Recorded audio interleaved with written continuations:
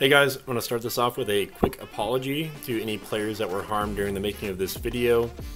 If you were one of my passengers along the way, I'm sorry for any frustration, but let's see if it was worth it.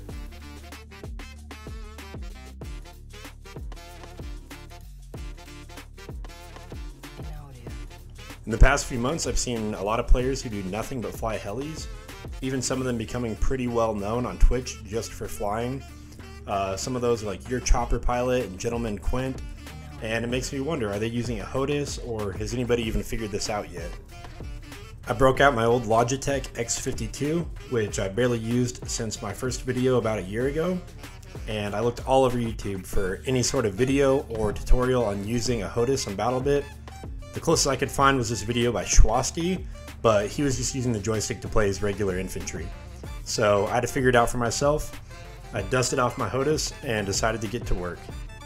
I was hoping to find some sort of controller support for Battlebit, but couldn't find that, so I went over to my Keybinds and manually bound every movement of my joystick to the yaw, pitch, and roll. Now I just gotta find a server to test this out. I tried finding a dead server, that way it wouldn't bother anybody, but apparently it wouldn't start the match without enough people. I had to go to an actual game. I shamefully grabbed a helicopter for my first attempt.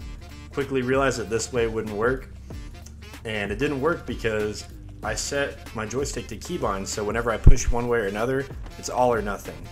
To get started on my next idea, I rebound all the helicopter flight keys to the Arma 3 controls that I'm used to. On my second attempt, I created bands within the X and Y axis and my thruster. I set the center of each band to do nothing, with a little bit of dead zone, and the edges of each band to hold down the key bound to that direction. Then to get rid of that all or nothing movement, I created special commands that were between the center and the extreme of each axis that would lightly tap whatever key bound to that direction. Now it's time for attempt number 2.